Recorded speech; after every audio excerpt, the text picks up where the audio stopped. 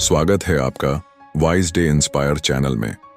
कहते हैं इस दुनिया में अगर तुम बहुत सीधे हो तो लोग तुम्हें तोड़ देंगे, अगर तुम बहुत दयालु हो तो लोग तुम्हारा फायदा उठाएंगे, और अगर तुम बहुत शांत हो तो लोग तुम्हें कमजोर समझेंगे। लेकिन इतिहास में एक ऐसा व्यक्ति हुआ जिसने कहा था, बुरा बनो क्योंकि अच्छे लोगों की इस दुनिया में इज्जत नहीं होती। वो थे आचार्य चाणक्य। वही चाणक्य जिन्होंने नंगे पांवों से एक ऐसे बालक को खोज निकाला जिसने पूरे भारत का इतिहास बदल दिया। चंद्रगुप्त मौर्य। राजाओं की क्रूरता और भ्रष्टाचार से भरे समय में जब सच्चाई दबाई जाती थी और झूठे लोगों का बोलबाला था, चाणक्य ने एक बात समझ ली थी कि अगर इस दुनिया में इज्जत चाहिए तो सिर्फ अच्छाई से नहीं बल्कि समझदारी और कठोरता से जीना होगा। कहानी शुरू होती है तक्षशिला से। धूप तप रही थी। सड़क पर एक दुबला पतला ब्राह्मण चल रहा था। उसके पैरों में चप्पल नहीं थी, चेहरे पर धूल थी, लेकिन आंखों में ज्वाला थी। वो कोई साधारण ब्राह्मण नहीं था, वो था चाणक्य।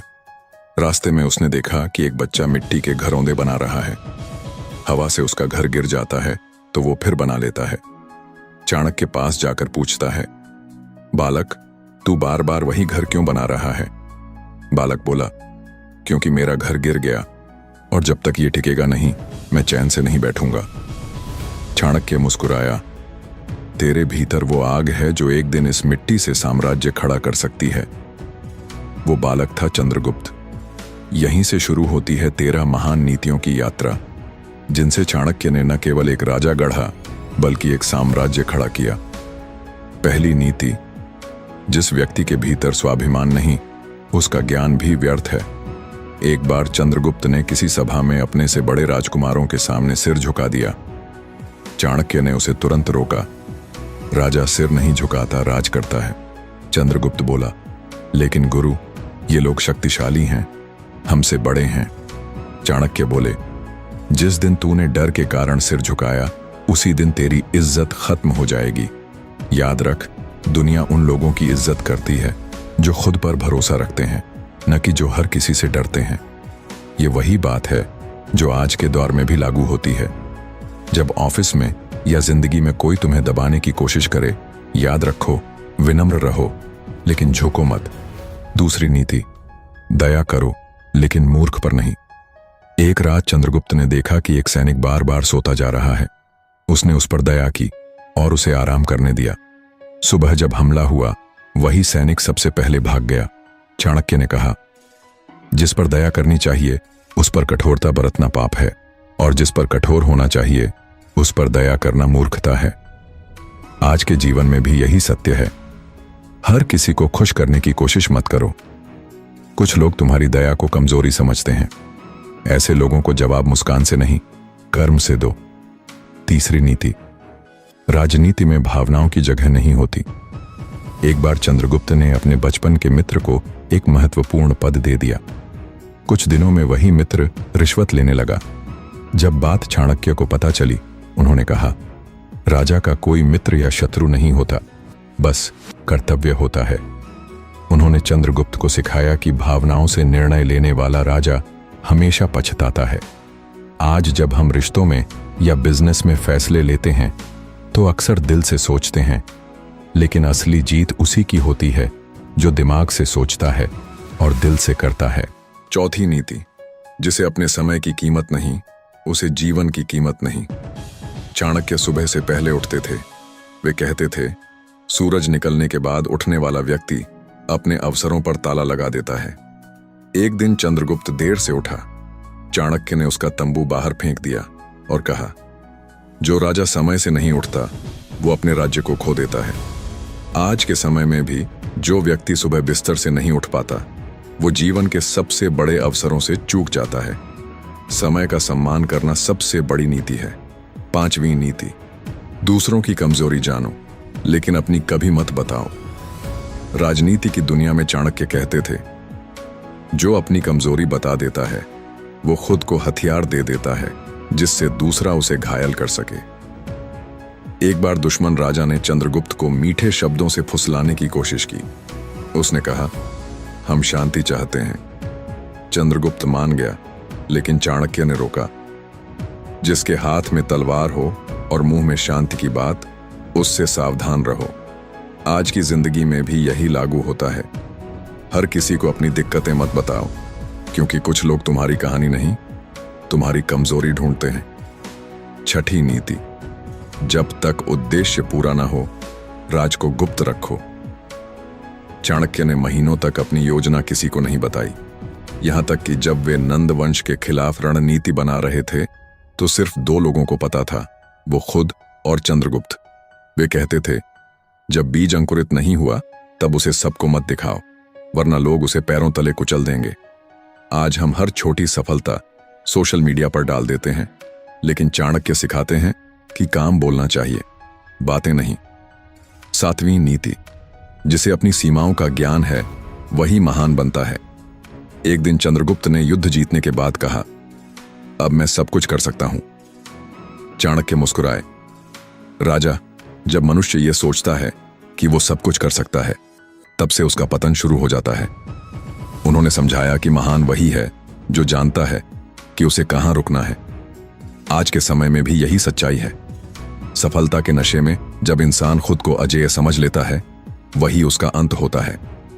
उस रात तक्षशिला की हवाओं में कुछ अलग था। चंद्रगुप्त अपने गुरु की बातें सुनकर चुप हो गया। आग के सामने बैठा वो सोच रहा था कि ये नीतियां सिर्फ राजनीति के लिए नहीं, बल्कि जीवन के हर हिस्से के लिए हैं। चाणक्य ने उसकी ओर देखा और कहा, राजा बनना आसान है, लेकिन इज्जतदार राजा बनना कठिन। दुनिया अच्छे लोगों की इज्जत नहीं करती, वो ताकतवर और बुद्धिमान लोगों की करती है।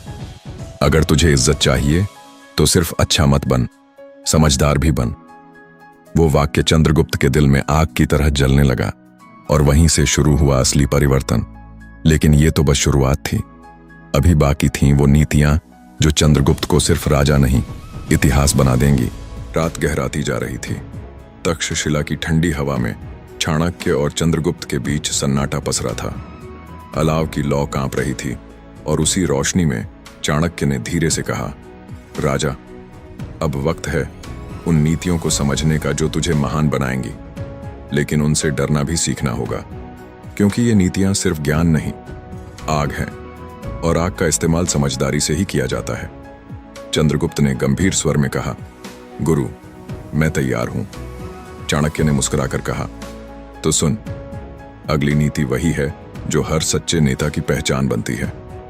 8वीं नीति, जब तक दुश्मन कमजोर है, उसे कभी कम मत आंकना। एक बार नंदवंश का एक सैनिक छिपकर चाणक्य के शिविर तक पहुंच गया। उसने झूठी जानकारी फैलाई कि नंदों की सेना टूट चुकी है। चंद्रगुप्त खुश हुआ। उसने कहा, अब तो जीत तय है। लेकिन चाणक्य ने उसे रोका। युद्ध तब खत्म होता है जब दुश्मन हार मान ले, ना कि जब तू उसे कमजोर समझ ले। उन्होंने कहा, कमजोर शेर भी आखिरी सांस में दहाड़ सकता है। आज भी यही होता है। हम किसी को छोटा समझकर नजरअंदाज कर देते हैं, लेकिन वही इंसान कभी कभी हमें गिरा देता है। इसलिए जीत के रास्ते पर भी विनम्र रहना जरूरी है। 9वीं नीति, अगर जीवन में जीतना है तो अकेले चलना सीखो। एक रात चाणक्य ने चंद्रगुप्त को जंगल में अकेले छोड़ दिया। भयभीत होकर चंद्रगुप्त ने पूछा, गुरुजी, मैं अकेला यहां कैसे रहूं? चाणक्य बोले, जिसे अकेले रहने से डर लगता है, वो लोगों के साथ रहकर भी हार जाता है। वो 3 दिन जंगल में अकेला रहा, भूखा, थका, लेकिन मजबूत होकर लौटा। चाणक्य ने कहा, अब तू राजा बनने के योग्य है, क्योंकि जिसने खुद को जीत लिया उसे कोई नहीं हरा सकता। आज के दौर में भी जो अकेले मेहनत करता है वही आगे बढ़ता है। दूसरों की मान्यता की प्रतीक्षा मत करो, खुद को साबित करो। 10वीं नीति, कभी किसी से इतनी मोहब्बत मत करो कि वो तेरी कमजोरी बन जाए। एक बार चंद्रगुप्त ने अपनी एक रानी से इतना लगाव रखा कि वो उसके हर फैसले को प्रभावित करने लगी। चाणक्य ने उसे बुलाकर कहा, राजा को प्रेम करना चाहिए, लेकिन अपने राज्य से ज्यादा किसी से नहीं।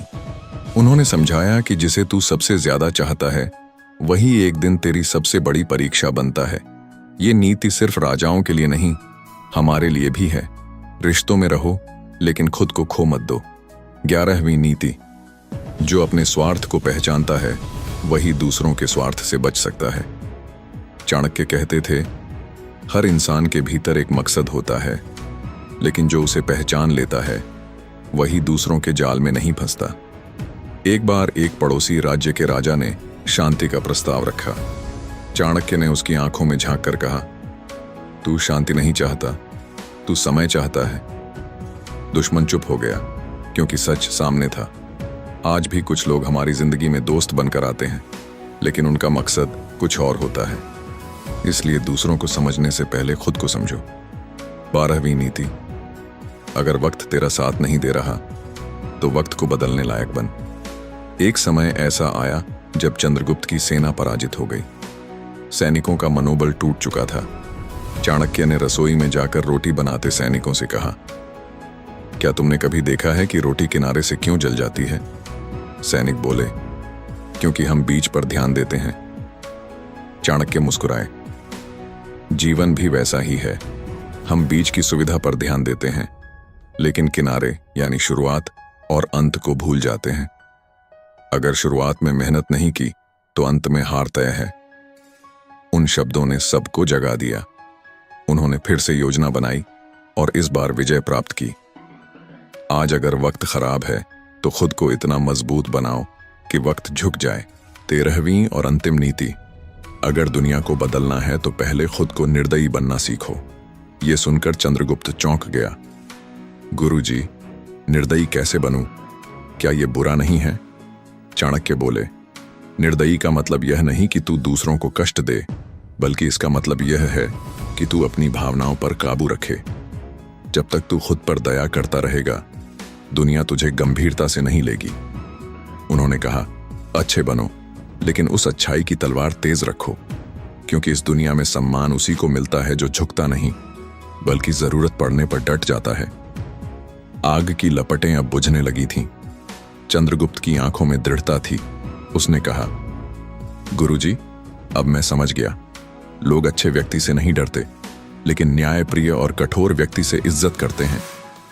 चाणक्य ने मुस्कुराते हुए कहा, यही तेरी सबसे बड़ी जीत है। अब तू राजा नहीं, एक इतिहास है। वक्त बीता। चंद्रगुप्त मौर्य भारत का महान सम्राट बना, और जब भी कोई पूछता कि उसका सबसे बड़ा हथियार क्या था, वो कहता, मेरे गुरु की नीतियां। वो नीतियां जिन्होंने एक बालक को राजा बनाया और एक ब्राह्मण को युगों तक अमर कर दिया। दोस्तों, अगर तुम इस कहानी को दिल से सुन रहे हो तो याद रखो, इस जीवन में लोग तुम्हारी अच्छाई नहीं, तुम्हारी क्षमता देखते हैं।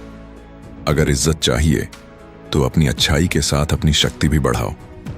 चाणक्य की तरह सोचो, चंद्रगुप्त की तरह लड़ो और खुद का साम्राज्य बनाओ। अगर ये कहानी तुम्हारे दिल को छू गई है, अगर तुम्हें लगता है कि अब वक्त आ गया है खुद को बदलने का, तो अभी इसी वक्त एक कदम उठाओ। वाइज डे इंस्पायर चैनल को सब्सक्राइब करो, क्योंकि यहाँ सिर्फ वीडियो नहीं, यहाँ वो कहानियां मिलती हैं जो तुम्हें अंदर से जगाती हैं। तुम्हारा एक सब्सक्राइब हमारे लिए नहीं, तुम्हारे खुद के परिवर्तन की शुरुआत है। तो तैयार हो जाओ, क्योंकि अब वक्त है अच्छा नहीं, असरदार बनने का।